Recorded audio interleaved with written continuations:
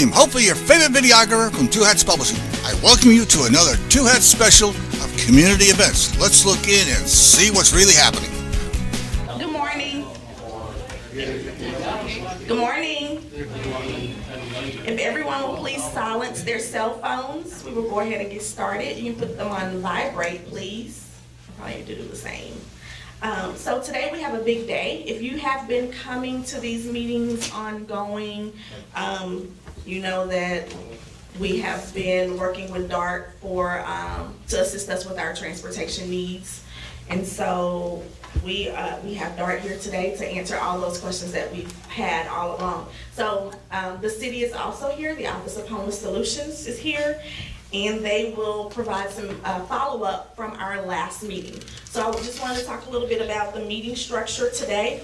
It is going to be just a little bit differently from how we typically meet.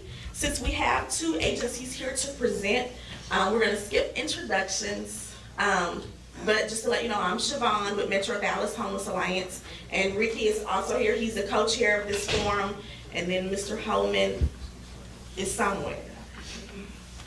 I don't see him at the moment. Anywho, so, but we are the leaders for this particular forum. This forum is established to give our homeless population a voice, to allow you to express yourselves openly. However, I do want to remind you that we have guests here today, and so do not embarrass me. Okay. So with saying that, let's be on our best behavior. Let's treat our guests with respect. If you become very passionate about your opinion, you will be asked to leave. Okay? Because we do have to be respectful today. So without further ado, I'll go ahead and bring up Monica Hartman, who's with the Office of Homeless Solutions from the city. She's going to talk to us about a couple of things that we had questions about last month. Thank you. Thank you. Good morning, everyone. Thank you for allowing me the opportunity to speak with you this morning. Monica Hardman, I'm the director of the Office of Homeless Solutions.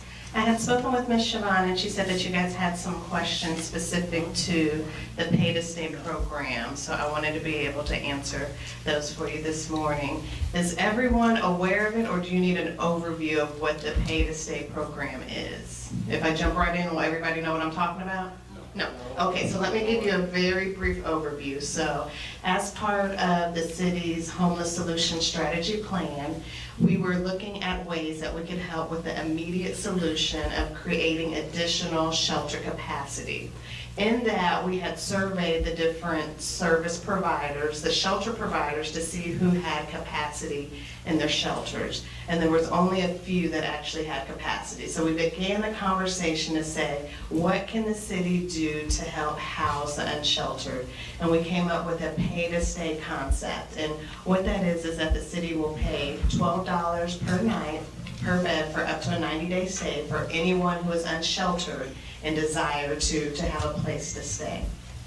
So we were mainly speaking with two organizations. The first one is Dallas Life. The second one is The Bridge. And with Dallas Life, we were looking at 100-bed capacity, and with The Bridge, 50 beds. And the way we were able to get the 50 beds at The Bridge is that they were going to open up their welcome center after 5 p.m. So I wanted to give you an update on that. So the contract for The Bridge was signed on September the 26th, and we were able to start this program on October the 8th. So we're almost at, a 60-day time frame that we've been in operation. So if there's anyone here that is unsheltered and desires to have a place, you can go to The Bridge. I know as of today, there are 15 beds available. So if there's anyone here today who needs a place to be sheltered, you can go to The Bridge. I have some staff here with me today that can help you if you need some assistance with that. But we can get you plugged into the process. With this, you will also receive case management. So if you need any assistance getting an ID, if you need assistance getting your benefits, if you need to, talk to Parkland, if whatever you need, if you need job workforce training, we can help you with that. Since the implementation of the program, we've had 9 people that have gone through the program that have been connected to a job. So since we started on October the 8th, we've had 158 people that we have served through that program. And what's the name of it again? It's just the Pay to Stay program. It's at the bridge. We have 50 beds. Yes, sir. We've also had 3 people that have been able to be positively exited to permanent housing. And that's really the benefit of having that case manager. They can really work with you to help you get to a better situation. So that's up and running at the bridge. If you have, yes, sir. Yeah, I have one comment about the bridge. As of about 2 months ago, I went there for services and the showers were disgusting. I'm currently on the street and I refused to go to the bridge because of the hygiene there. I felt dirtier getting out of the shower than when I took a shower. And so I was just wondering if there's any, on a second note, to be able to get to the Dallas Live Pay to Stay program. When would that be available? Thank you for that question. So that's the next part that I'm going to address. So for Dallas Live, we were unable to execute that contract. So the 100 beds will not be available at this time for Dallas Live. We had went through the process, and the challenge with that is that in order for the city to be able to give the money, you have to sign a contract. And in the contract, there's certain terms that you have to agree to. And one of the concerns with Dallas Live from their board is that they were not willing to sign the contract because of an equal employment opportunity clause. Based on their business practices and their mission, they did not feel comfortable doing that. So those beds at this point in time are not available. We're still working with them to see if there's anything we can do, but at the end of the day, they have to sign the contract. But we're still having conversations. I'm very hopeful that we'll be able to come to an agreement. Yes, sir. Yeah, it's a very nice place. I've been to Dallas Live and stayed there. I wasn't in the Pay to Stay program, but it is a very nice program. Thank you for that feedback. I'm hoping we'll be able to get there. Mr. Ricky? Well, that's something new about the equal opportunity. That's the first I've heard that. But in the past, the barrier was the forced religious services. Yes, and when, if I remember right, when I was there, there was Tuesday night, Thursday night, and Sunday night were required to attend, and that some people was like there was no way they're going to go and be forced to attend, and so that was the barrier. So yeah, and we actually have got past that barrier because with our contract, it could not be required. So no religious participation was required, and they were fine with that. Mm-hmm. Any other questions on the Pay to Stay, how you can get connected, what's going on? Let me just remind you guys that Monica is, she's here to answer our questions. So we don't want to be as critical as we would if we didn't have guests. So let's be sure to keep those things, to ourselves, and we'll talk about them next month. Sir? What would be the way to get a hold of the city or you for the Pay to Stay program? So I have 2 staff here that can get your information. They can take you over, get you connected. Also, you don't have to directly go through my staff. So if you just go to the bridge, let them know that you're interested in the Pay to Stay program, and they'll take care of you from there. They'll make sure that they connect you with one of my staff members to be able to follow up with you, as well as assign you to a case manager from their team. Yes, Mr. Ricky? I had some questions besides the Pay to Stay program. Are you going to go into another part of the meeting to answer my other questions? As long as Ms. Chabon, whatever the time constraints are, I'm happy to answer any other Okay, questions. I'll go ahead and ask it now. I understand that the original plan was to have 4 temporary shelters that would be those 4 shelters would be transitional shelters where people would go in and be quickly moved into a housing, and their barriers addressed, whatever their barriers are, whether it be employment or mental problem, whatever it is, veterans or whatever. And so those would be addressed quickly, and they would be quickly moved through the system. And so how is that progressing, the plan to have the 4 temporary shelters?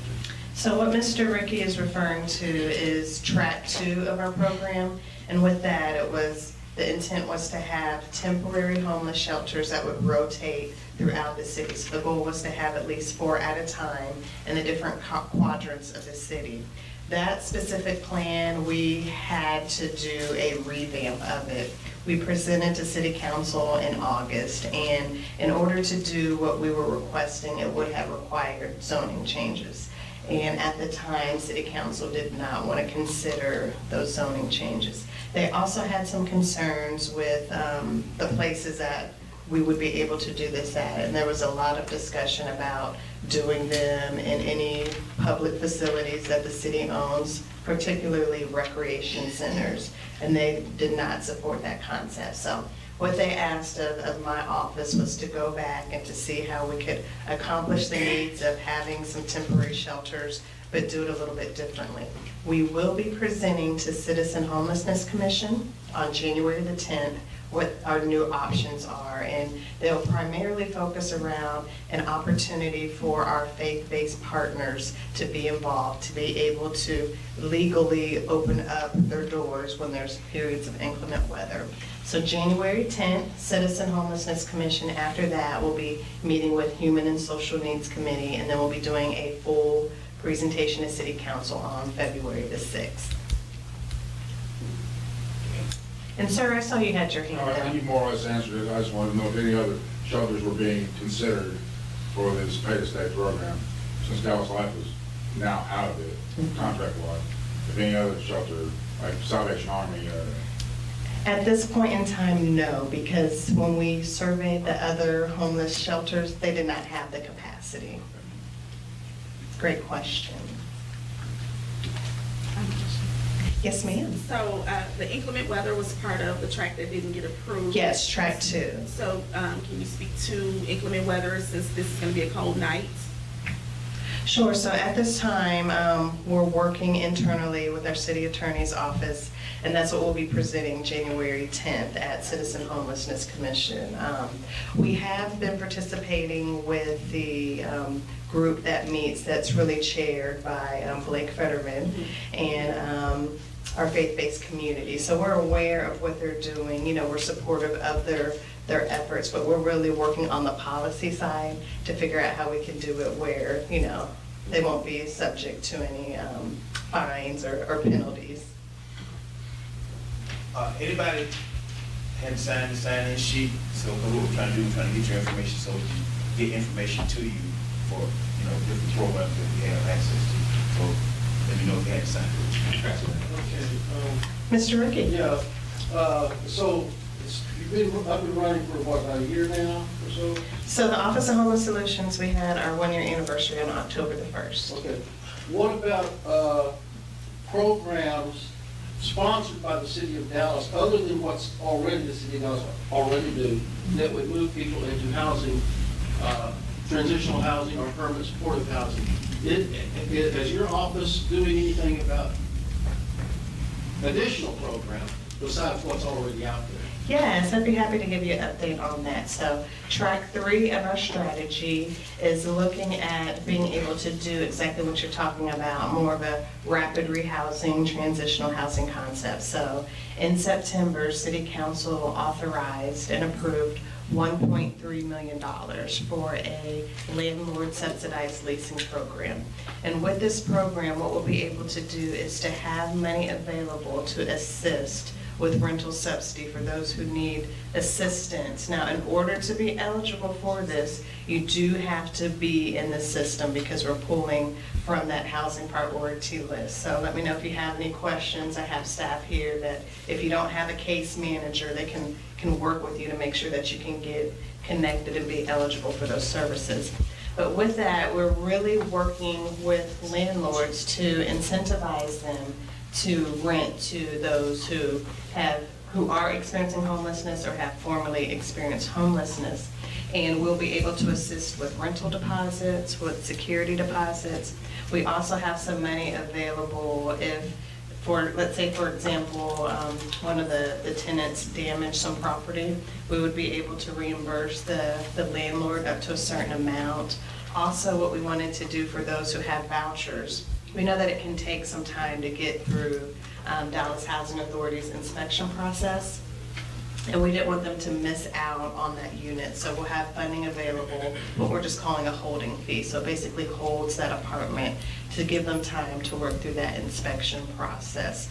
Also, if there were any concerns, if the tenant left for whatever reason, or if they were evicted for cause, we have money available where we'd be able to reimburse them up to a certain amount. So we're really working on both ends. So it's really to incentivize the landlord for them to be willing to work with the homeless clients, as well as be able to have money specific to the homeless clients for security, rental, and utility deposits. So for that $1.3 million, we anticipate having that available probably in February. So we're in the process of releasing a RFP because we need a administrative entity to manage that program. So anticipate that RFP will be released in January, so right after the holiday. So that's track 3. For track 4, we have $20 million in bond, and that's specific to the creation of affordable units for the homeless. So this can be permanent supportive housing for the chronically homeless, as well as rapid rehousing for families with children, for seniors, for veterans, for disabled, for youth ages 18 to 24. So with that, we're also in the process of getting the RFP ready for release. We anticipate having that, there will be a couple different rounds of that, but having the first round probably in February of 2019. And our goal with that is to create 1,000 units over the next 3 to 5 years to really help with the affordable housing problem that we know currently exist in Dallas. And one of the things that we're hopeful for is that with the different tracks, that as we're able with track 3 to move people out of the shelter to free up capacity so that those who are unsheltered can move in. And then while the long-term goal is working on the creation of new affordable housing units. One other thing I would like to highlight, just because you asked about just different programs that my office is doing, we also are in the process of having a homeless workforce sustainability program. I know it's a long name, but really what it is, it's just an opportunity for us to employ the homeless. So we have money in our budget, $250,000, where we will be offering employment and job training, skill development for up to 40 homeless individuals. So everything that you do with the city, it's through a competitive RFP process, so it just has to kind of go through the channels. But we anticipate having that available in probably February or March. And with that, we'll be working specifically with the bridge as well as some of our other partners, because we want to have a letter of recommendation from the case managers. We really want people who want to work, are willing to work.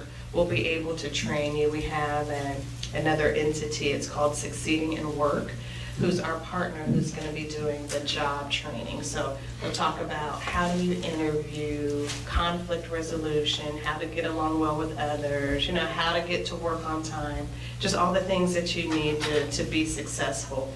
But with this program, so we'll start off, if you don't have housing, I did mention this, we will pay for you to have housing at a shelter somewhere to ensure that you can be stably housed. Then you'll have that job training component, skill development, and then you'll work with our team where you'll get paid for, I think what we ended up is around 20 hours a week, so it's part-time employment, but 20 hours a week for a certain period of time. And the goal is for everyone who's in this program, for us to be able, by the time is over, the program is over, to connect you to a permanent job. So whether it's, say, with our Parks and Rec department or sanitation or through, another outside entity, that's the goal, is to be able to connect to permanent employment. So I'd be happy to come back and give an update for that as we get a little bit closer, but I believe it'll be February, March, when we'll have more information on that. Mr. Ceccarelli, I think I saw your hand. Oh, no. No. I'm Yes, sir. Is shared housing part of this program? You said, is it shared housing? Is shared housing part of your program? So they are a partner of ours in terms of we work with them for some of our ESG funding. They are. Okay. Are you referring to the agency or the program type where we match two people up to roommates together? matching up two people? Oh, I'm sorry, I thought you were talking about the agency. Related to track 3, we're looking at all those opportunities. So we've been having meetings with different partners, and I do believe that they'll be willing to work with us to figure out the best way to really leverage that program. Thank you for your question. Any other questions that I can answer?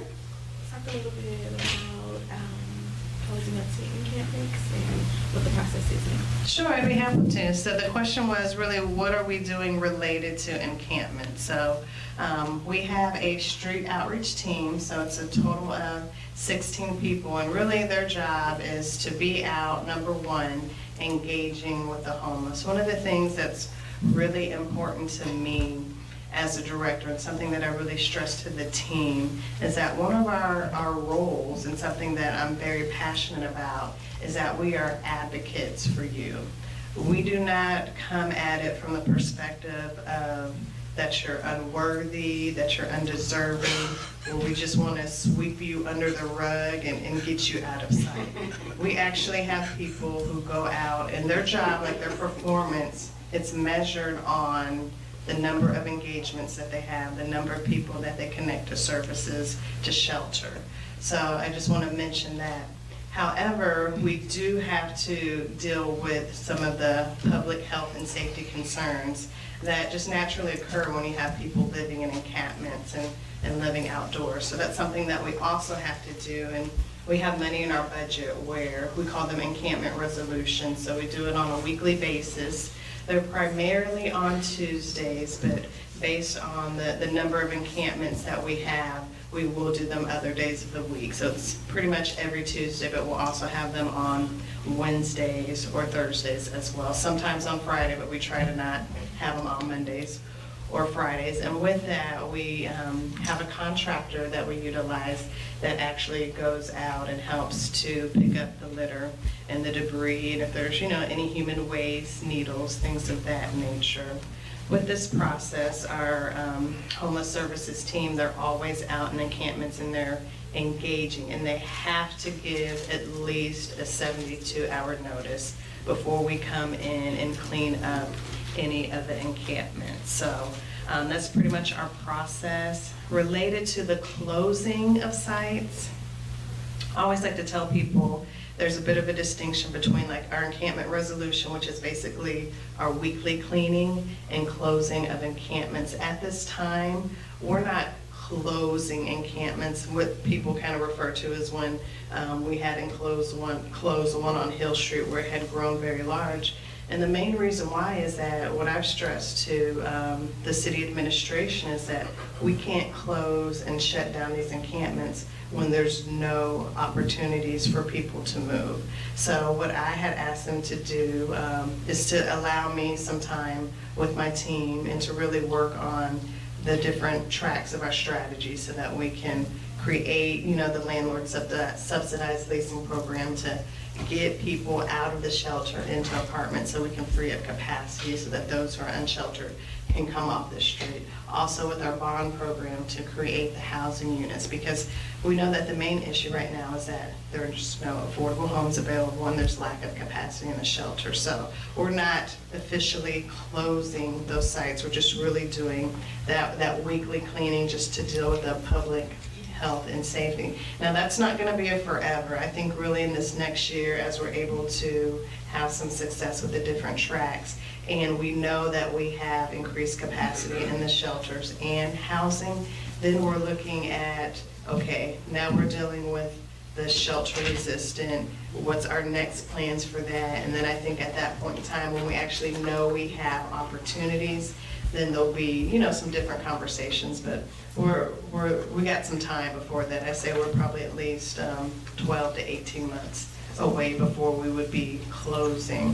One thing I will mention though, one thing that I've asked my team to do this year is to look at different encampments. We call it site reclamation or hardening. So this would be where they're not closing the site, but what they're doing is looking at if there's specific areas where we can do something different. So we know that a lot of community members have expressed that they would like for some of the areas underneath the bridges to be gateways to their community. So if there's a way for us to do, pretty plants, lighting, sculptures, things of that nature, you'll probably see a little bit more of that this year as we work with our vendor to do some of that. Yes, sir. Are y'all also connected with boarding homes? So my office does not deal any with boarding homes. It's actually a different office in the city of Dallas, but I'm happy to hear your concerns and take it back and coordinate to have them come for a future meeting. So we're gonna invite them to come in the spring. And so she won't be able to provide answers today, but just hold on to those and we will have someone from that department to come in the spring. Thank you. Mr. Leon? I'd like to say, Monica, thank you for your cooperation and the effort that you're putting in. You've been on the radio. I see you all over town. You're very accessible, and we're just glad to have you to come in and talk to us the way you do. Keep up the good work. Thank you, I appreciate that. And I have to acknowledge my team. So I have Miss Monica Young and Miss Toykesha Howard. It looks like Toykesha just stepped out. But, I can't take the credit. I've been blessed with a wonderful staff, and they're doing a good job. They're the ones that are doing the hard work, really making a difference out in the community. Any other questions? Thank you. All right, thank you. I'm very proud of you guys, Thank you. especially Robert. I was like, please don't embarrass me. So we're gonna have Dart come up next to talk about their program and how it's gonna roll out for us and our partnership with them. But just to do a little bit of background because I see some faces who I've not seen before.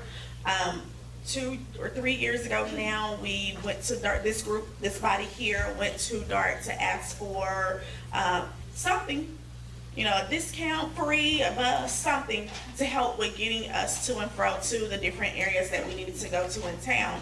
The first time we were turned down, so Robert and Ricky and Mr. Holman, we all went to a board meeting and made our ask again.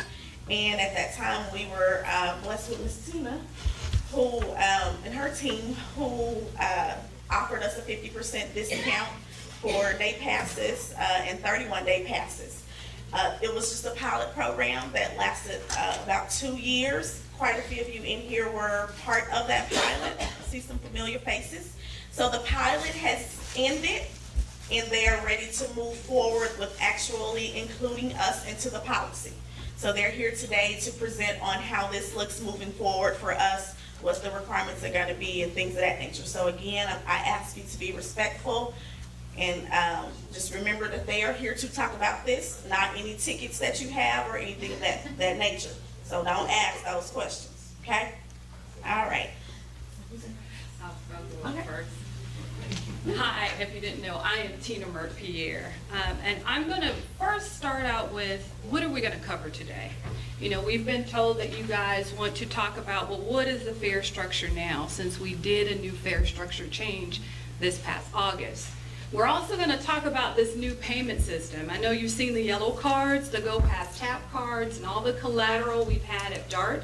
And we're going to explain how that actually is going to work and how it's going to benefit you, as well as talk about the transitional program that we got approved by our board of directors.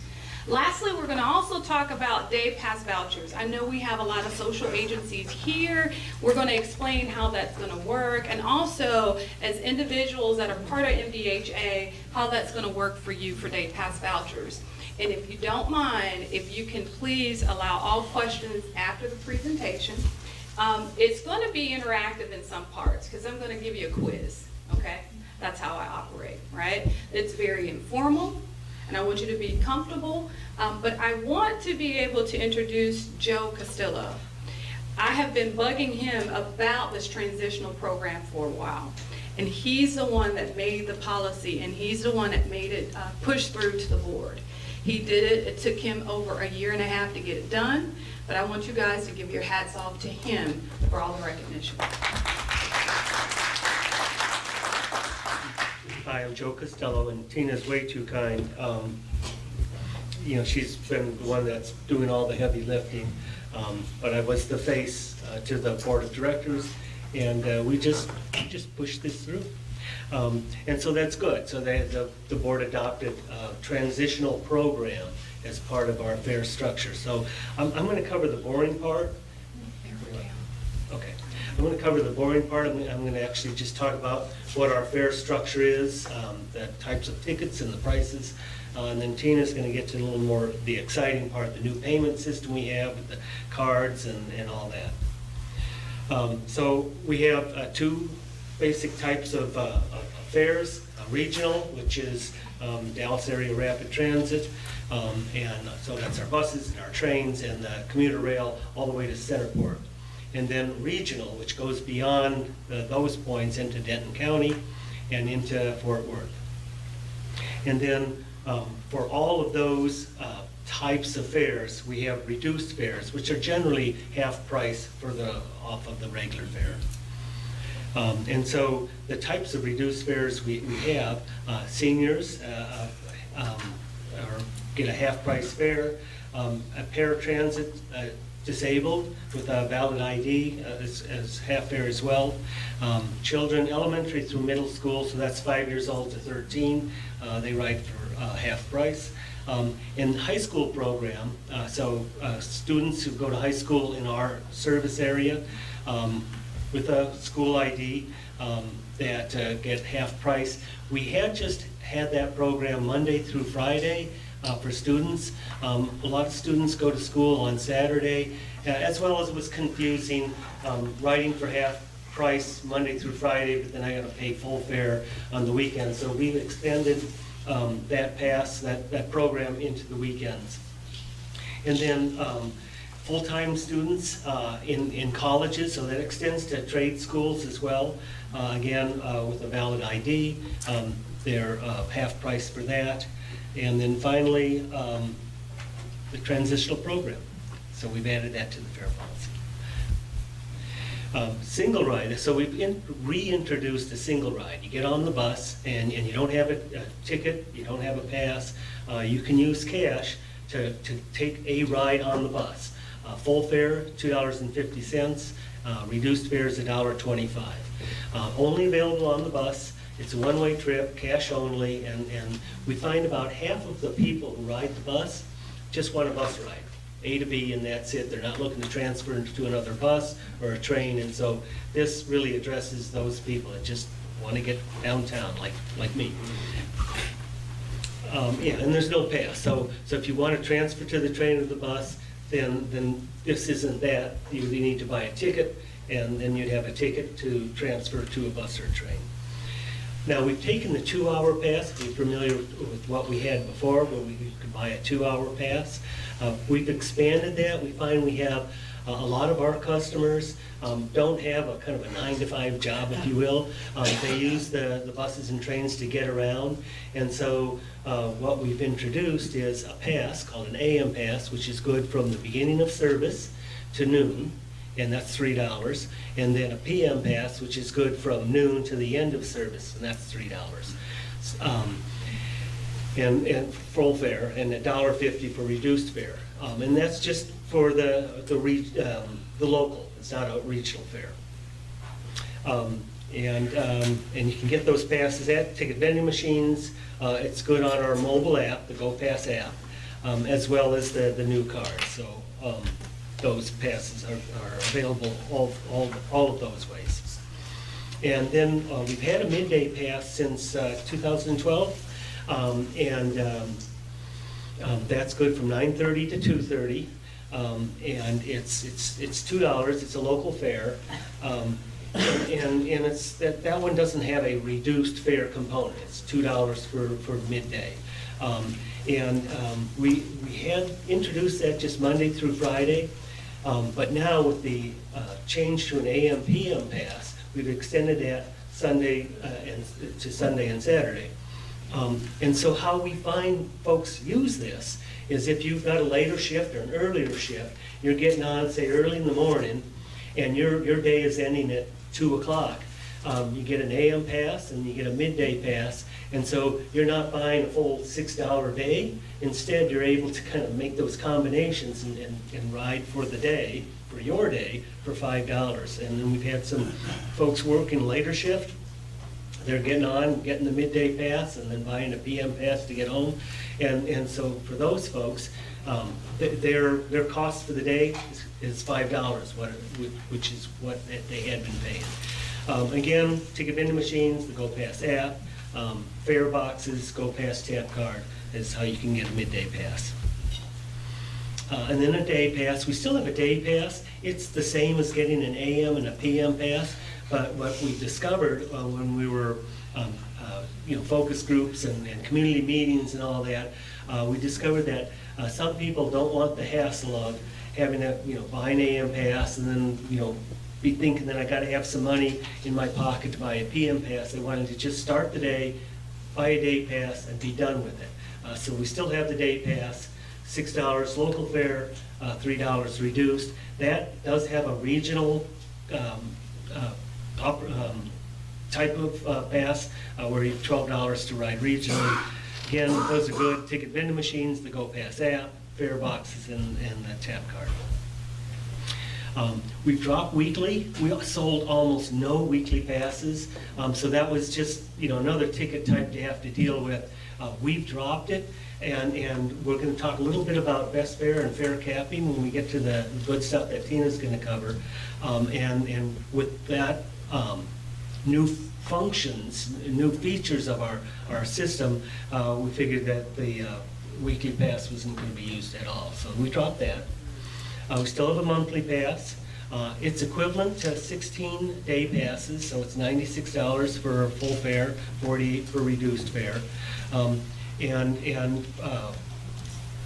for folks that are in the Lone Star program with temporary assistance, the TANF program, you can get a half fare monthly pass, and a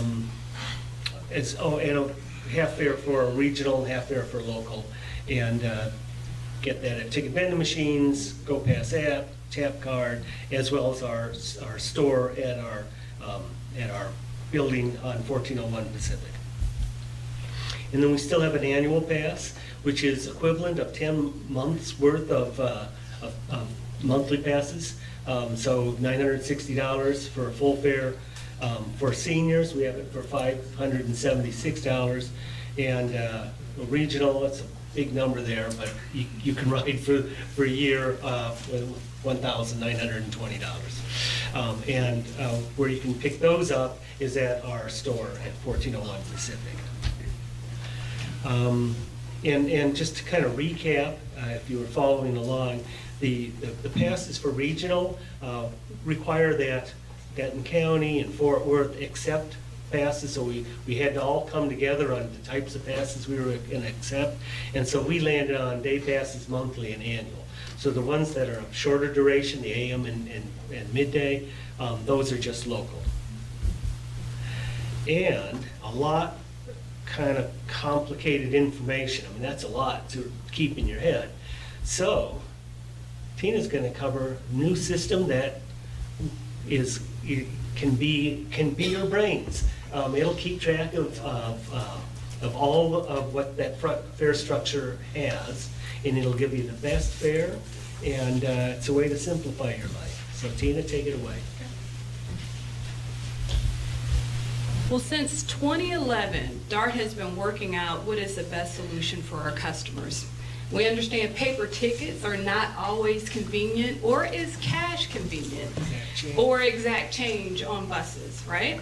Or all the SBAs are $1 coins that you get out of the ticket vending machine if you put in a $5 bill. So with this program, we decided to look at a card solution, account-based solution that understands you in the interim, okay? So what is GoPass? So GoPass Tap Card is a reloadable fare payment card that provides DART riders another way to pay, okay? It makes it enjoy hassle-free boarding. No spare change is needed. Save with every ride, and I'm going to explain to you how we're going to do that. Reload and go. There is no reload fee, absolutely no reload fee, and it's only available in the Dart local service area. So you can't use that when you go to Fort Worth. If you want to go to Fort Worth, you can't use it in Denton County, okay? Now, a part of that program, let me just ask the question, how many of you know about the Go Past Tap card by the raise of your hands? Okay. How many do have a Go Past Tap card already? Ah. How many of you have used the Go Past Tap card? Okay, so that's why I'm here to kind of explain how it's done. I used it. So, I'm going to tell you some of it, well, how it does it work. It's like a prepaid card. Have you ever gotten a Visa gift card or any type of gift card, right? So when you go actually to the store and you pull off a gift card, let's say a vanilla Visa card, and you go to the cashier and you tell them how much you want to put on the card. Well, this is what this program, this Go Past Tap card does. You go to the cashier and you tell them how much you want to put on the card. Now, the minimum load amount, and I'll get to that in a minute, is $6. After that, you can go load $1 if you need to load $1. What happens is it's going to store your value in an account. So you'll have your own account. Now, here it says, then you simply touch the card to the card reader. How many of you seen readers or these little itty-bitty devices on the buses? Or those little stanchions that they look like little baseball helmets to me, but little baseball helmets at the platform. Have you seen those? Well, those are the readers that you tap the card. See, the card is what your credential is. It has a number associated with that card. And if you load the money onto the account, we have this big back office that's the brains of the operation that knows that you have tapped it in the system. And we're going to talk about exactly how it works and how it's going to keep track. It's how much does it cost to get a Go Past Tap card? As I said, a minimum of $6. But for MDHA, for individuals that are certified to participate in this program, we're going to provide you with a Go Past Tap card when you register, and it's going to be preloaded with $3 already. So you can start your trip, okay? So we'll work that out with Siobhan here on how that is done. But if you are certified to be able to get reduced fares, then you will be able to get this Go Past Tap card. And then I'll talk to the social agencies afterwards on how you can also provide them with day pass vouchers on the cards. Now, it's how do I have to register the card? Really, you don't have to register the card if you just want regular fares, right? If you want to protect your balance, say you lost your card and you have money on your card, you're going to be able to stop that transaction just like you do with a bank card now. You can either go online or you can call a call center and they can stop it as long as you are registered. So it's going to protect your balance. Individuals that want to qualify for reduced, you will need to be able to register because we need to get some information, qualify that you are reduced, and you will be able to have a Go Past Tap card that's registered. Also on here, wanted to talk about is fare capping. I'm going to save that one for last because that's a really good one. Well, let's talk about how the system works. So say, for instance, you load at $10 on your card, right? When you tap the system knows what time of day it is, and it knows if you are registered as a reduced rider. So say I'm just a regular adult and I have $10 on my card, and it's now 9 o'clock. When I tap that, well actually it's 8 o'clock. Let's start out with 8 o'clock. When I tap that validator, it knows the time period and is only going to charge me an AM pass. It's going to charge me $3. I can tap at 9 o'clock. I can tap at 10 o'clock. It's not going to charge me because it knows the AM pass ends at 12 o'clock, noon time period. Now, if I tap that card again, say I tap the card at 1 o'clock, well, guess what? My AM pass ended, correct? So what it's going to charge me now is a midday pass. And that midday pass is $2, right? So $3 plus $2 is $5. Now say I don't tap at all in the system anymore, or I tap at 2:15. I'm still in the midday time period and it's not gonna charge me. At that point, I've only paid $5 for that day. I didn't have to pay a day pass. So I saved myself $1. The system is gonna keep track of your fares as you tap. Again, it's gonna look at the time of day, and it's gonna also see if you're registered as a reduced rider or not. Now, if I was a reduced rider, guess what? That would have been cut in half. And so all I would have paid that whole entire day, as you think about it, if I tap in the AM and I'm a reduced rider, and it's $1.50, it's only gonna charge me $1.50 till noon. If I tap during the midday hour and the midday fare is $2, I've in essence just paid $3. That's it.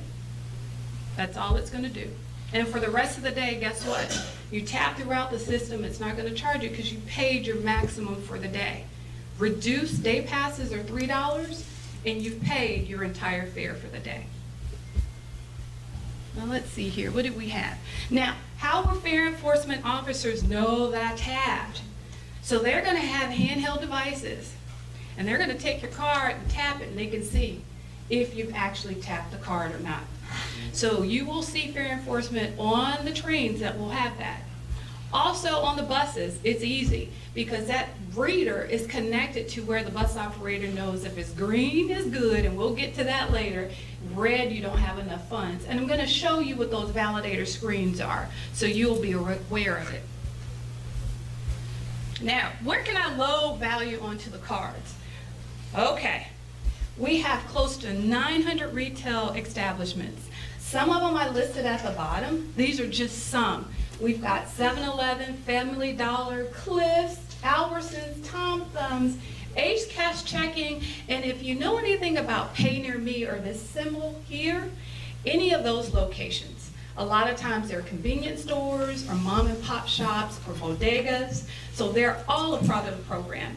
Even at Home Depot, you can actually load value at that location. In addition to that, you can go to the gopass.org website, and you can actually load value there on the website.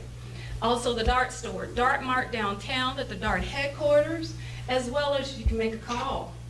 You can call our call center.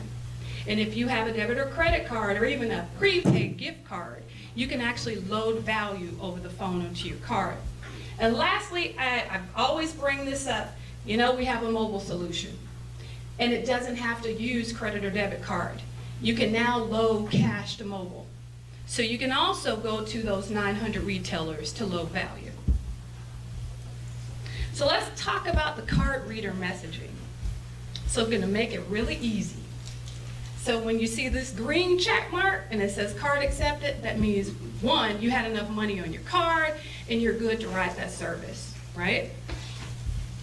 Yellow, now this is just a special indicator that you have low balance. You have enough to ride this particular trip, okay, and during this particular time, but your next trip, you're gonna need to be able to reload. And of course, red X means you need the low value. You don't have enough to pay for that trip. And then sometimes customers forget, did I tap and did I see green? When you see this message that says the payment already received, that means you've already tapped. It's accepted you in the system.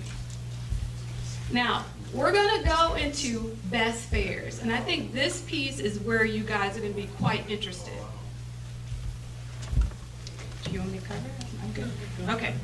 So with best fares, the payment system again will automatically cap the fares so the customers will not spend more than you needed for travel.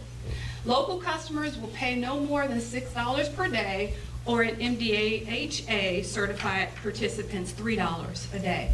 And you can see there for reduce. So here's an example. Meet Tim. At 10 a.m., he taps his way aboard a bus, and the system automatically charges him $2 for a midday pass. When he boards another bus at 1 p.m., the system does not charge him again. He's still within the midday pass period. Remember the time for the midday pass, 9:30 to 2:30, and that's 7 days a week. When he taps aboard a third bus at 3 p.m., the system charges him an additional $3 for a PM pass. His total trip cost would be $5. It's still less than a day pass. Now, fare capping. Fare capping is the one that I really love that we've introduced here.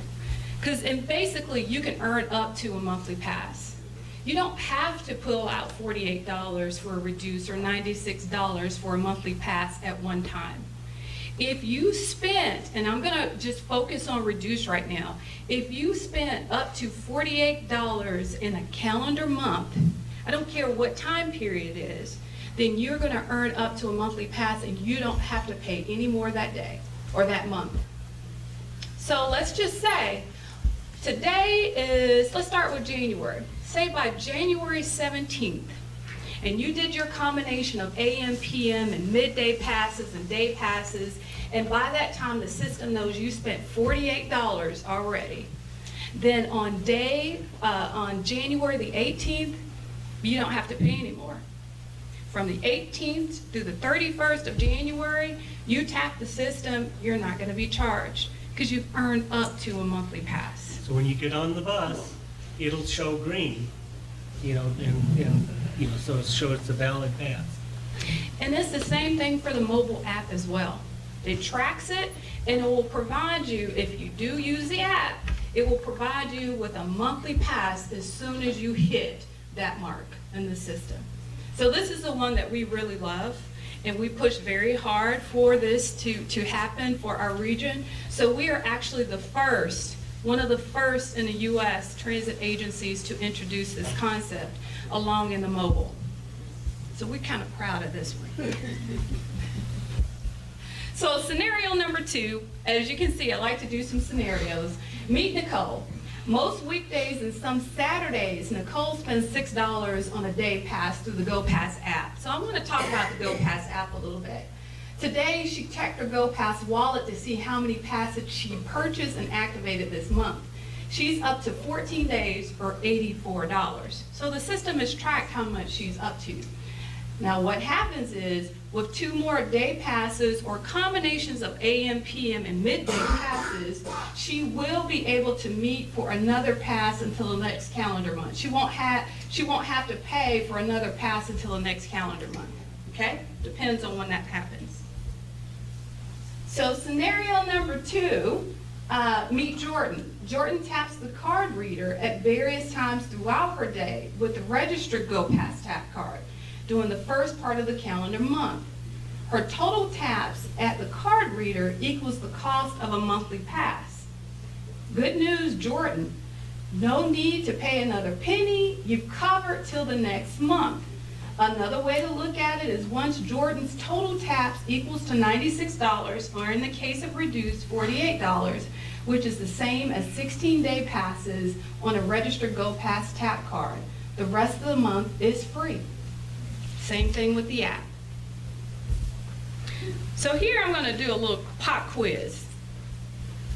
I hear that some passes won't be available anymore. Do you guys remember which ones those are? All right, what else?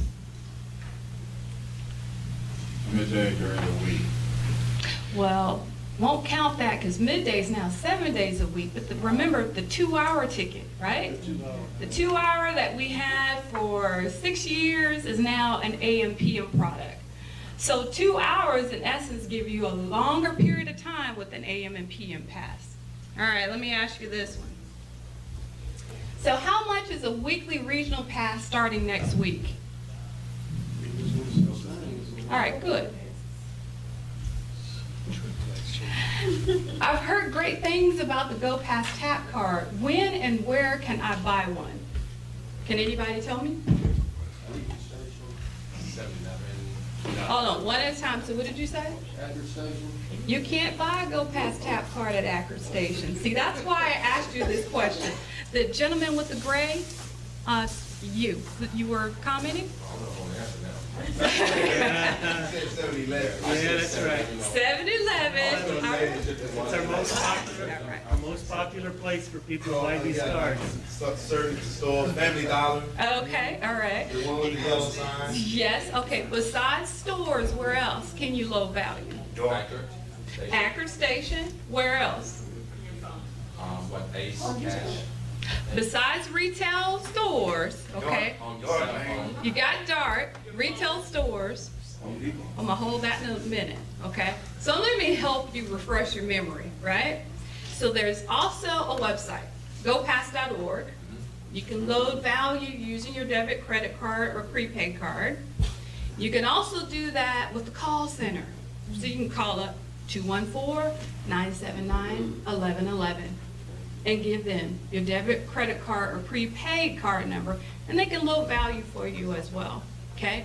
Now, the gentleman that held up to his phone, now this is another way, besides using the GoPass tap card, you can also use mobile and you can load cash value here. So you'll have a GoPass wallet. So you can also protect your funds through the wallet as well and buy tickets as you need to. That's another option.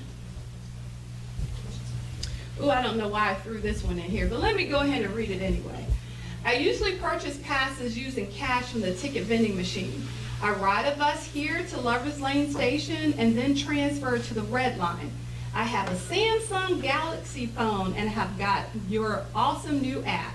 I like the idea of not carrying cash. Can you help me understand my options? I think we kind of covered what those options are, right? We talked about the GoPass wallet where you can load value there. So what I'm gonna do now, because that's a lot, we talked about fares, we talked about the new payment system, we talked a little bit about the GoPass app. Now I'm gonna open it up for your questions. Yes? I got two. You get bus passes from like a caseworker and like Greenos. Are these passes still gonna be used? They're still be used throughout the years or what? Because half the caseworkers help us get around. And if we have the GoPass app, we can't get around. So I'm glad you asked that. So it's the GoPass tap card. And this is how we're gonna do it, right? So a couple of things for the social agencies. We still have the day pass vouchers, but we're gonna roll them out in different phases. There's gonna be one where there is gonna be what we call a limited use, a one-time use card, just like you do now with the day pass vouchers, but it's gonna have a chip in it. So we're gonna ask individuals that are riding local services, okay? So for example, you're gonna have a card like this, like the day pass voucher, but it's gonna be on a card similar to this. It's gonna be a paper ticket, but you're gonna tap it at the validator instead. So instead of validating it in the fare box or at the ticket vending machine, if you're riding local services, and that's important for social agencies, if your individuals that you're helping is only riding local service, then we need to provide you with one of these limited use cards that has a chip in it that they can tap at the validator, okay? Because what happens is the vouchers that are in the fare box and the TVM machine, we want to push everyone to these readers, right? Now, individuals that needing to ride regionally, so if you gotta have to get your individuals to Fort Worth or to Denton County, then we're gonna go back and you'll get the regular day pass vouchers that you have already. Now, sir, if you had a GoPass cap card and say for instance you're MDHA and you were certified and came to the Dart Mart and we gave you this GoPass tap card, you can, once the program escalates, there is a portal for your agency. Your agency will be able to take your card and apply passes onto your card from a back office. So all they have here, they'll have your registration information, they'll have your card number, they enter it in the system, and they can put the passes onto your card. So what you do is then take that card and you can immediately tap at the bus or on the rail system. So that's how that's going to be transitioned. So there's two phases to this. That's one, we talked about limited use cards. They will continue, but eventually we're going to move those into these permanent. These are what you want to keep, because if one day DART decides to do a loyalty program, anyone understand how the loyalty programs work? Hypothetically speaking, and don't quote me on this, right? Say for instance, DART says, well, for every 60 trips that you take, we give you 5 trips for free, right? Say we come up with that. If you're not registered and you don't have your card with you and you keep changing your card out, there's no way you're going to be able to benefit from it. So once you keep this card, we want you to hold on to this card. Next question. Sir? What's the requirements for seniors? Okay, requirement, all right, so this is kind of different now. So, the seniors will need to go into the DART store and register. Now, once you register and you're 65 years and older, we have stated that you're not gonna get any younger, right? So guess what? You're going to be registered as reduced indefinitely. So you don't have to go back year after year after year to register. Prove you're still old. Yeah, to prove that you're still seasoned individual. So it is 65 years and older, but you need to bring your driver's license with you or some form of government ID. Are you going to get a $2 ID, face ID? Now, Continuum? yes, so you can get a reduced ID for $2. Now, we've got some customers that decide to where they still just want to show their Medicare card. And I know Medicare ID is not the most convenient way to show it, but let me explain to you why. The Federal Transit Administration, their minimum required for individuals for reduced is to show their Medicare ID. One of the reasons that they changed the Medicare ID from showing your Social Security number is because of part of this is transportation, right? Because they require for you to actually show that ID. So that has changed. So you have a choice when you're a senior as to whether you purchase a reduced ID or you show your Medicare ID card. Now, I know in your mind this is, why can't I show my driver's license? Well, guess what that requires? It requires the operator not only to get you to point A to point B, make sure you have your fares, but then calculate in their head how old you are, right? So wanted to make sure you kind of understand why we just can't do driver's license or government IDs. Question? So you reduce, those of us that have the reduced, so how do we get that on the Go Pass? How do we, I mean, do we still have to go to the Social Security office and get the letter and do all that? Or, I mean, how do we get that on the Go? And once it's gotten on there, we don't have to go back to the office no more, to the Social Security office and redo that every year? Well, it depends on how long they have you as far as non-paratransit disabled.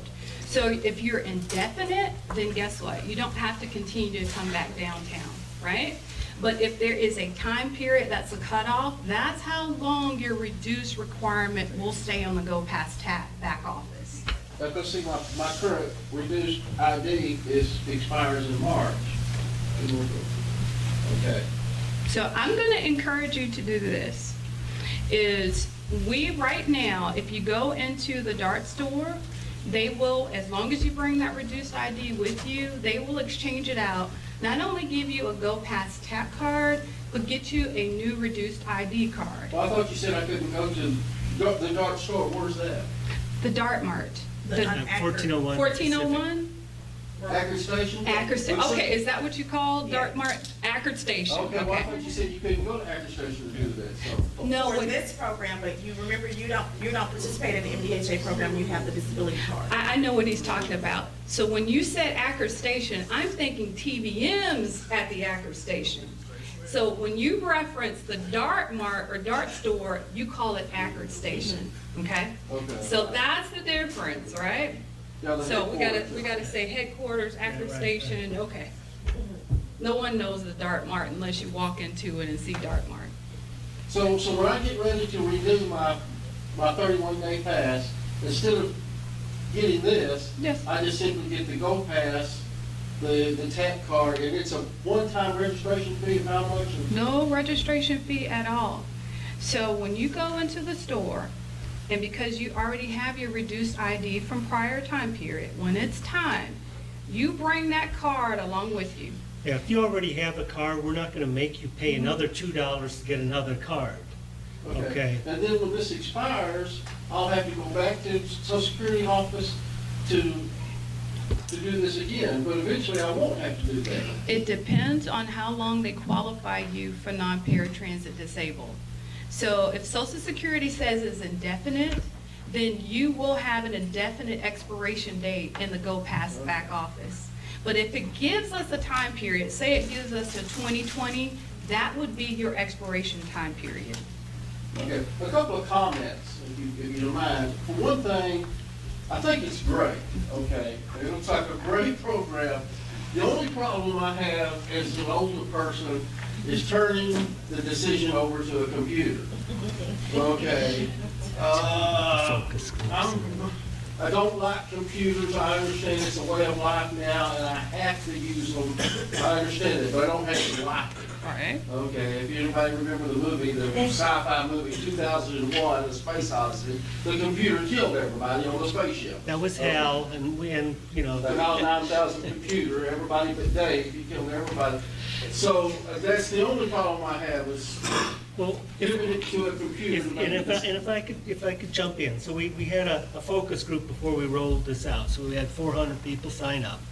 And we had plenty of them who were a little suspicious or skeptical of the computer. And so what they would do is we gave them the ability to see what their account was. And every time they tapped it, they'd check out, see what they were charged. And they did that a lot at first. And after they saw for themselves that they were getting charged the right amount, they pretty much stopped checking. Well, the other thing, Well, can I comment on that too? Yeah. It's a couple of things. You can look at all your transactions on the website, but you can also call the call center. They can pull up your history for you and tell you, trust me, we've got a lot of customers that do that because they are also trying to trust the system as well. We also had customers that tap the card reader several times just to make sure it worked and it wouldn't charge them. I wish I brought this video. We did have some testimony from one of our customers that was a beta tester. And she said she tapped just the tap. And the reason why, she wanted to check to make sure it was not overcharging her. And when she realized it wasn't overcharging her, she stopped tapping. She says, okay, because she can actually look at it on the website. She can also call the call center if she needed to. You can either talk to someone or you can go to the interactive voice response system. Okay, it is a computer. You put in your card number, right? And what it does, it tells you your balance and it tells you your last transactions. So you can kind of keep track of that in the system. That's all of us. When you put your money in the bank, right? You had to trust the money that was put in the bank, right? Now it's been many, many years and the system has been almost perfected because nothing is perfect, right? But you trust the bank enough to put your money in the system.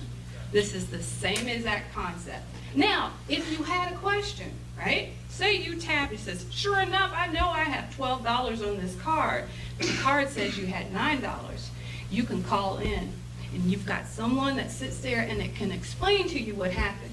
Now, if you need a further comment, what's going to happen is they'll send that information over to our finance team, my team, and we would review it. But it's simple as that. And I know it's going to take some time to gain the trust, but think about it. You got a bank account or you've got some account, you have to understand and how to learn to trust it. And sometimes you're going to need to call in because you're going to have questions. And that's why we made it so available for you to do that. We hired people to be able to do that. So once I've loaded the card, I can call in and check my account, just like I do my bank account. 'Cause Yes. I check my bank account almost every day Yes. to make sure that there's nothing going on. One other comment, and I'll shut up. I ride the bus almost every day. One of the things I noticed about this system is that this is going to take a little bit of pressure off the bus driver. I feel for the bus drivers, I feel for them, especially when people try to get on the bus and try to ride for free and all those kind of things. And all, the bus, and I ran into this just a couple of days ago. Somebody got on and tried to ride for free and everything. And I said, one or two things are going to happen. Either you're going to let them ride for free or you're going to mess up your route. Either way, you can't win. Right. Okay, there's a no-win situation for the driver. And so I see that this system is a beginning to alleviate some of that. So I applaud you. Absolutely, yeah, you're right on, and so I live in Dallas without a car, so I use buses and trains every day. And so I see the interaction between some of our customers and the bus operators, and it can be interesting sometimes. Last Saturday was on the Route 39, and the operator hadn't got the memo, and gentleman was trying to pay $2, it was the middle of the day. The bus operator, oh, no, that's not good. You know, that's only Monday through Friday. And, you know, kind of jumped in and says, no, you know, we extended it to Saturday and Sunday. But I was thinking, if you had the card, we wouldn't have any interaction. Okay, tap and green, sit down, no problem. And so the bus operators are really excited about this system because it'll remove that dialogue. And, you know, it's green, it's green, and, you know, just get on and ride. And I ride the train every day, so it's not like we don't ride our own system, okay? A couple of you I've seen on the train myself, right? So we ride the train, and it's important for us to, how can I say, touch the business and realize what our customers are going through, and that's why part of this system was developed because of that. The gentleman in the blue. I got eventually gonna get rid of the usage of green dollar, green money. Cash off, no cash. Ooh. So we would like to. That's why you see the single ride fare. Because eventually, if we push enough of the individuals to go past TAP with the benefits or even the app, we are going to be pulling off day passes and AM and PM passes off of the fare box. When you think about it, with this card, you know, it makes sure you got the best fare. And so you don't have to predict, you know, what's my day gonna be like? I think I might get a ride home from a friend, but I'm not sure. You know, this will have only charged you, you know, the midday or the AM pass, so you didn't need to predict how your day was gonna turn out. Keeps track of what you're spending, gets you a monthly pass if you rode it a lot, so you didn't have to guess at the beginning of the month, am I gonna ride a lot this month? I'm not sure. So pretty soon people get the hang of it, you know, this, I don't need to have exact change, I don't need to have cash in my pocket, I don't need to figure out what my day's gonna be like or my month. And so we expect that pretty soon everyone's gonna have a nice bright yellow card and they're not gonna worry about cash. And you know, no one's using the fare box then we don't need it. We don't need it. Now, I had 4 hands to come up. So the lady in the back with the red, white, and black sweater, yes, first. Question on expiration dates. For individuals that will be receiving the card through MDHA and maybe a question for July, expiration date, will that generally be the year the expiration date? Right, we're giving 2 years for MDHA certified recipients. So doing the pilot program, it was 1 year. So we've decided to do 2 years for that. Go ahead. Okay, first comment, you can't do away with the cash option. You can't, everybody is not technically connected, especially people in this environment, somebody may give them $2.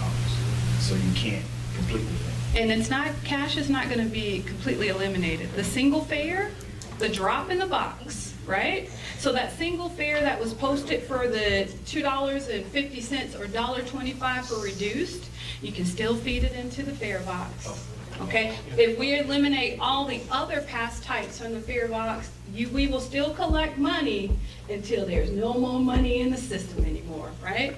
And I will tell you, industry is trying to push to a more cashless system, but we got a long time to get there. Secondly, as far as the procedure, the process for a homeless client to get the card, we would go to the caseworker first, then go to the sheriff. Then they would send the information to Siobhan or someone at MDHA. Then where does it go from there? And then it comes to the DART, to Ackerd Station. How's that? To Ackerd, to headquarters. That's where it's gonna come to. And then what does the client do? The client, normal process, and I think Siobhan provides. Same process as before, where I give the caseworker the letter for you to take, and you go back to Ackerd Station. So it's gonna be the same process that we've been doing, except this time you're getting the Go Pass card instead of the reduced start ID. You'll still get the reduced DART ID, Okay. because you need that, but you're gonna get the Go Pass Tap card in addition to Okay, so it. you're getting 2 things. Right. Okay, the young gentleman in the Dallas yellow. police will be aware of this program, because I've been thrown off the train because they weren't aware of the reduced pass program. So They I, have a way to check it. so I personally trained the DART police, No, the okay? Dallas police. The Dallas police. Well, that's where I'm trying to find out, are they, Are they gonna be aware of this program? Because sometimes they're Well, not see- aware of what's happening. so let's back up for a second. Let me ask you a question. So was there a Dart police officer or was it the city of Dallas? Police officers. Okay. Was it Told me Dallas? they did not want our kind on the train and threw me off. Okay, but a DART representative got me a pass. Okay. Gave me a pass after I was thrown off the train. Well, Because we'll, they said the police officer had no right to throw me off the train. so we're gonna follow up But with, I need the police to be involved with this. They know that this is going on. right, so here, you go, yeah, we'll check and we will make sure, okay, that that's done. Thank you for raising that. We'll, We got two we'll talk entities, to. And one we'll- doesn't know what the other one's Yeah, doing. we'll talk And to we're the talking DART middle. police, because I know DART police talk to the Dallas police, and we'll just make sure that, you know, that they're aware of this program and this new card and all that. So, thank you for bringing that up. Long as everybody has tapped before you boarded any of the vehicle and it's green, you're fine. You don't have anything to worry about. Sir in the black? Okay, my mom be, trying to get me bus passes and stuff, but she stay in Grand Prairie. Would she be able to load, if I got a car, would she be able to load it in Grand Prairie? Yes, you can have her to go onto the website, go pass out. She could call the call center, okay?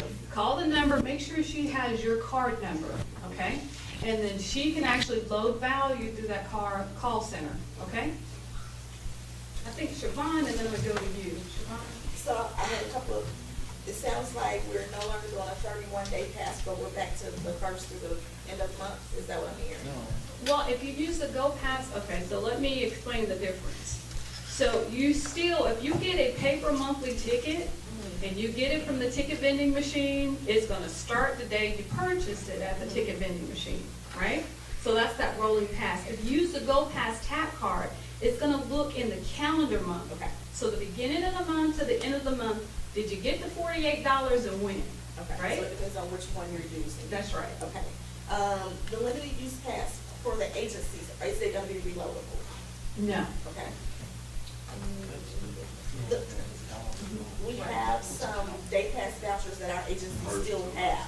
And we received a concern that DART was charging, that a DART officer or driver charged a person who was using the day pass an additional $1 because that green card was only valued at $5. Now, that's not correct. That is not correct. So how long do we have to use those vouchers? Because the agency still have a lot of vouchers. So, number one, I need to know who, when, why, and where this happening, right? Because we need to make sure that we get back to our operations, make sure that they are not charging anybody $1 for the day pass vouchers. That's one.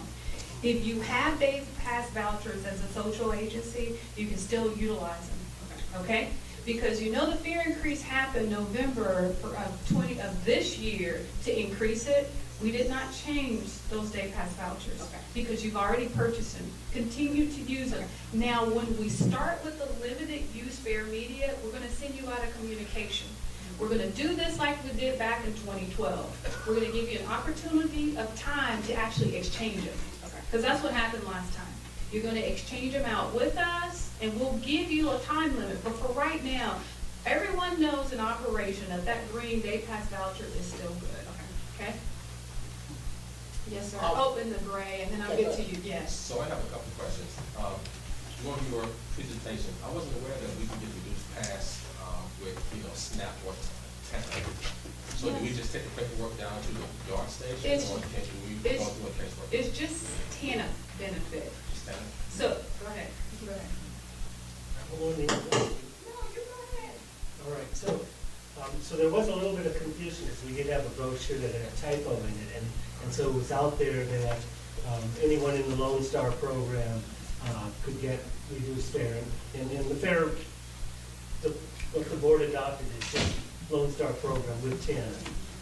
That said, our board has expressed a lot of interest in developing a reduced fare program for low-income individuals. And so I've been briefing the board over the last few months on programs that other agencies around the nation have been piloting.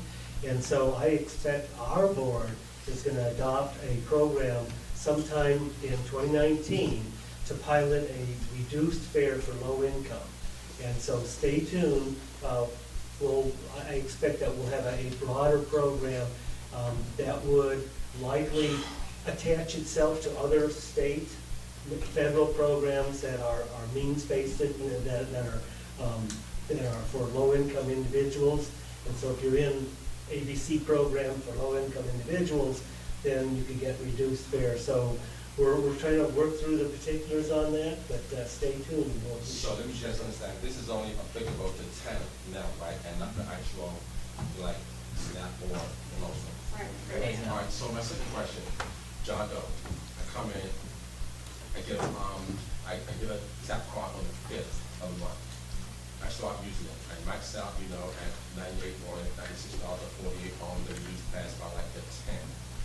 Is that, does it carry over to the 5th of the next month once I hit that, or does it hit on the account? That's a good question. I can speak loud enough without that microphone.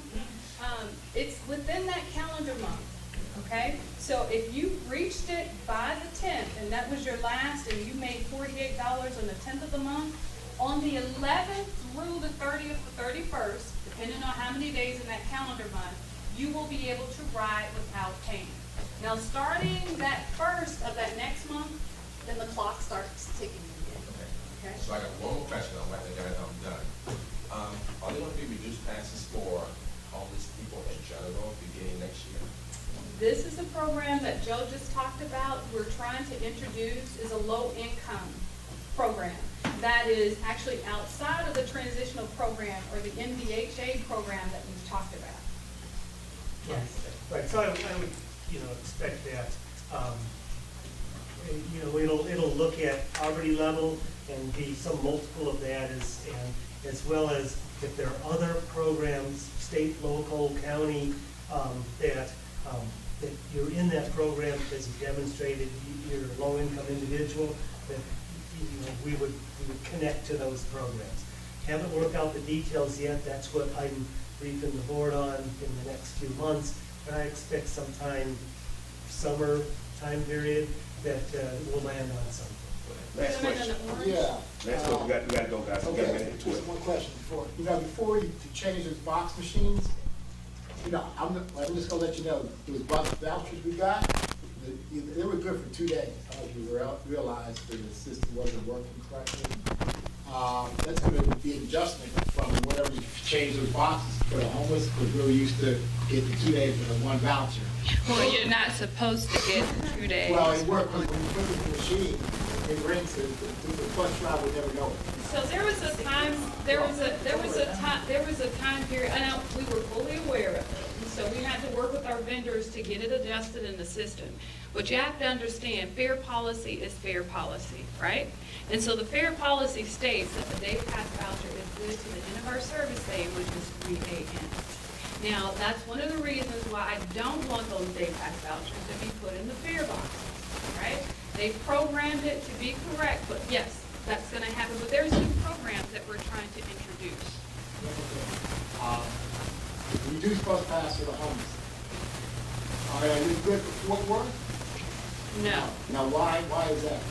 because both agencies, Denton County and Fort Worth, have to agree. Their board of directors have to agree that if we introduce this type of program, that you can actually ride in their areas. Their board has not agreed to that, and that's why it's in the DART service area. Why didn't they agree? We have no control over that. I That's mean, they give their reasons why, because it hurts a lot of people going to work from Fort Worth to Dallas. Now the people going to Fort Worth can't get employed. And I'm just wondering why it's Trust me, happening. we hear you, because this is where Joe and I, and matter of fact, we have a meeting with them next week. We have been advocating for this for about 1.5 years already. So it's Fort Worth problem, not Dallas's problem? Right, it's Fort Worth, yeah, We're all in. we're all in, Yeah, I'm just wondering. right? If you can help me bend Yeah. their arms. Okay, folks, we want to give Dart a hand for their cooperation. And I wish you guys to stay for a second. I got a couple, 3 announcements that are very important that I want you guys to hear. there's a shelter that's for basic needs and recovery in a family-like environment. And this is on Ross Avenue. They have 92 beds, and it's for homeless people who are in recovery. And that's why we get your information, so we can email this information out to you. And this is a new agency that's privately funded, it's not connected with MDHA, and I just happened to stumble on it when I was doing some stuff in my neighborhood. They have 92 beds, and I went in there and I saw it. It's a brand new facility. Okay? Secondly, on the 2nd of February, well, no, let's go to tomorrow. Tomorrow, Operation Care at the Civic Center. That starts at 8:30 and it ends at 3:30. This is the 12th year. And there's gonna be quite a few homeless people down there. Monica's gonna be there with some of her people. My church is gonna be there. I'm gonna be there. And what we do is we provide clothing, coats, shoes. If you want to call home, you can call home. If you want to go home and you have someone in your hometown that can say that you're going to come stay with them, they'll give you transportation one way there. Eye exams, teeth exams, dental exams rather. A lot of stuff goes on there. The Veterans Stand Down is there. Okay? So all this stuff's going to be going on tomorrow at the Civic Center across the street starting at 8 o'clock. Down to the City Hall and up to the Hutchins Center. Right across the street from City Hall. Right across the street. Okay, and you need to get there in line. When I was homeless, I didn't have anything else to do, so I would get there at 5 or 6 o'clock in the morning and try to get in line. That's just a hint suggestion. Okay? The convention center? It's the convention center. Okay. Sure, I can have this. Now, there's the final announcement. These are very important announcements. On the 2nd of December, and we're going to announce this again at the next forum meeting, Tisha and her organization is going to have what they call the Homeless Expo again over at the Civic Center. And we're going to have all the service providers in the entire metro area. And she says there's hundreds of service providers that we don't know about. And so she's going to give free space to a service provider so you can come in there, and then the homeless are going to be able to come in and they're going to be able to interact with service providers. So these organizations are different from MDHA, but they also serve the homeless community. So I'm just letting you know I'm going to be putting out more information. So thank you very much. Oh, I have one announcement before we go. It is going to be cold out tonight, so I brought some more of the current inclement weather policies for the shelters. And then our calling says that they will attempt to stay open 24 hours a day on any day when the temperature falls below 32 degrees between 5 p.m. and 5 a.m. So if at 5 o'clock this evening it's 32, go ahead and make your way over to our calling, and you will be able to receive services there overnight and, you know, get out the weather. So. And the bridge has 15 beds available. You can stay. The city will pay for you to stay. All right, so take advantage of that and pick up a flyer on the way out.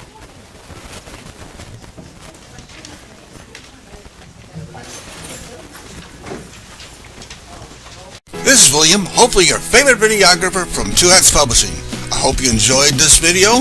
If you like it, please leave comments below, or like, follow, or subscribe to us and get notices of all our videos. We love it, even when you call.